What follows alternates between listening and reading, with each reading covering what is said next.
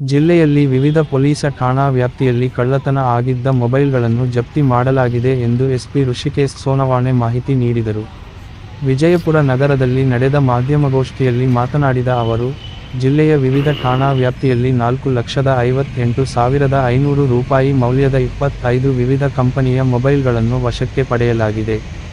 ಅಲ್ಲದೆ, ಕಳ್ಳತನವಾದ ಮೊಬೈಲ್ಗಳನ್ನು CR website ಮುಖಾಂತರ ಮೊಬೈಲ್ಗಳನ್ನು ಪತ್ತೆ ಮಾಡಲಾಗಿದೆ ಎಂದರು.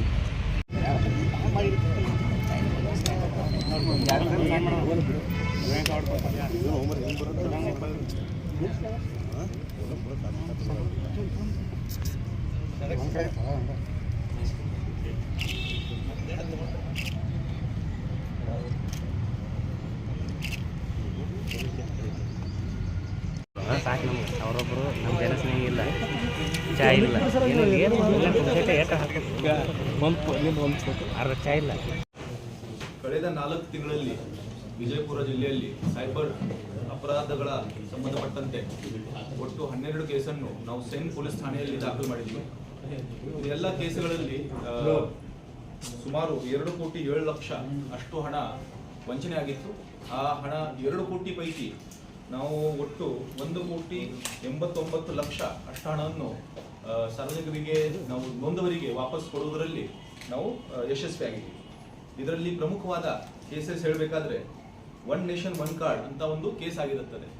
ಅದರಲ್ಲಿ ಕೆಲವು ಅಭ್ಯರ್ಥಿಗಳಿಗೆ ನಾವು ಆನ್ಲೈನ್ ಟ್ರೈನಿಂಗ್ ಕೊಡ್ತೀವಿ, ಸರ್ಟಿಫಿಕೇಟ್ ಕೊಡ್ತೀವಿ ಅಂತ ಹೇಳಿ ಸುಮಾರು 6,000 ಅಭ್ಯರ್ಥಿಗಳಿಂದ ಹಣ ಪಡೆದು ಅದು ವಂಚನೆ ಆಗಿರುತ್ತದೆ. ಈ ಕೇಸನ್ನು ಭೇದಿಸಿ ಡಿಟೆಕ್ಟ್ ಮಾಡಿ ಅದರಲ್ಲಿ ಒಟ್ಟು 95,75,548 ರೂಪಾಯಿ ಅಷ್ಟು ವಂಚನೆ ಆಗಿರುತ್ತದೆ. ಅದರಲ್ಲಿ 70 ಲಕ್ಷ ರೂಪಾಯಿಗಳನ್ನು ಈಗಾಗಲೇ ನಾವು ಬ್ಯಾಂಕ್ ಖಾತೆ ಫ್ರೀಸ್ ಎಲ್ಲ ಮಾಡಿಸಿ ಅದು ಮರಳಿ ಅಭ್ಯರ್ಥಿಗಳಲ್ಲಿ ಕೊಡಿಸೋದ್ರಲ್ಲಿ ಯಶಸ್ವಿಯಾಗಿದ್ದೀವಿ. ಮತ್ತೆ ಇದೇ ರೀತಿ ಈ ಸ್ಟೋರ್ ಕಂಪನಿ ಅಂತ ಕಂಪನಿಯನ್ನು ಫ್ರಾಂಚೈಸಿ ಕೊಡ್ತೀವಿ ಅಂತ ಹೇಳಿಬಿಟ್ಟು ಆಲ್ಮೇಲ್ ತಾಲೂಕಿನ ಒಬ್ಬ ವ್ಯಾಪಾರಸ್ಥರಿಂದ 29,40,000 ರೂಪಾಯಿಗಳನ್ನು ವಂಚನೆ ಮಾಡಿರ್ತಾರೆ.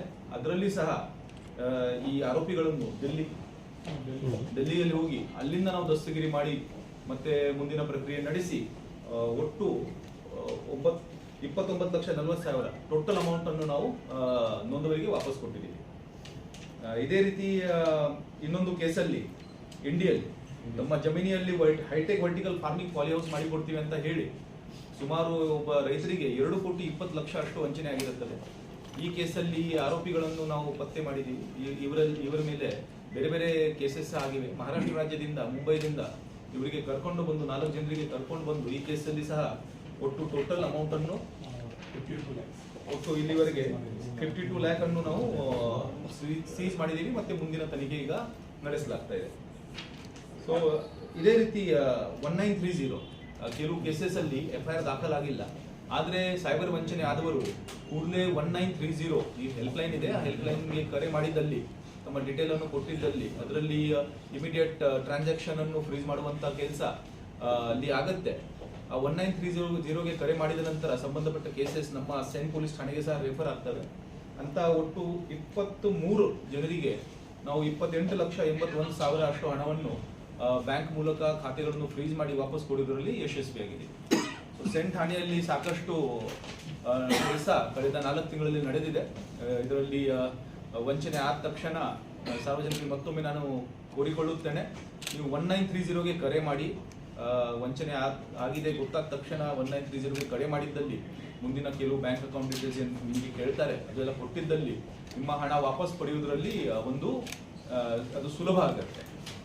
ಇದೇ ರೀತಿ ನಮ್ಮದು CIR portal, central equipment identity register ಅಂತ ಏನಿದೆ, ಆ CIR ಪೋರ್ಟಲ್ ಅಲ್ಲಿ ಕಳೆದ ಹೋದ ಮೊಬೈಲ್ ಅಥವಾ ಕಳ್ಳತನ ಆದ ಮೊಬೈಲ್ ಅದು ಡೀಟೇಲ್ಸ್ ಎಲ್ಲ ಅಪ್ಡೇಟ್ ಮಾಡಿದ್ದಲ್ಲಿ ಅಂತ ಮೊಬೈಲ್ ಅನ್ನು ಸಹ ನಾವು ಡಿಟೆಕ್ಟ್ ಮಾಡ್ತೀವಿ. ಟ್ರೇಸ್ ಮಾಡಿದ್ದಲ್ಲಿ ಓನರ್ಗೆ ವಾಪಸ್ ಕೊಡಲಾಗ್ತದೆ.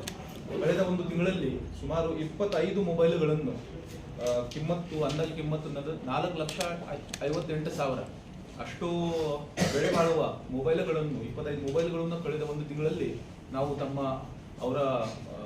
ಅವುಗಳ ಓನರ್ಸ್ಗಳಿಗೆ ವಾಪಸ್ ಕೊಡಿಸಿದ್ದೀವಿ. ಸೊ CIR ಪೋರ್ಟಲ್ ಅಂತ ಒಂದು ಇದೆ. ಇದರಲ್ಲಿ ನೀವು ನಿಮ್ಮ ಮೊಬೈಲ್ ಕಳೆದು ಹೋಗಿದೆ ಅಥವಾ ಕಳ್ಳತನ ಆಗಿದೆ ಅಂತ ಸಂದರ್ಭದಲ್ಲಿ ಸ್ಟೇಷನ್ಗೆ ಹೋದಾಗ ಸಹ ಈ ಪೋರ್ಟಲ್ ಅಲ್ಲಿ ನಾವು ನಮ್ಮ ಮೊಬೈಲ್ ಡೀಟೇಲ್ಸ್ ಅನ್ನು ಅಪ್ಡೇಟ್ ಮಾಡ್ತೀವಿ. ಡೀಟೇಲ್ಸ್ ಅಪ್ಡೇಟ್ ಮಾಡಿ ಯಾವಾಗ ಆ ಮೊಬೈಲ್ ಟ್ರೇಸ್ ಆಗ್ತದೆ ಭವಿಷ್ಯದಲ್ಲಿ ಆವಾಗ ಆ ಮೊಬೈಲ್ ನಿಮಗೆ ವಾಪಸ್ ಕೊಡಲಾಗ್ತದೆ.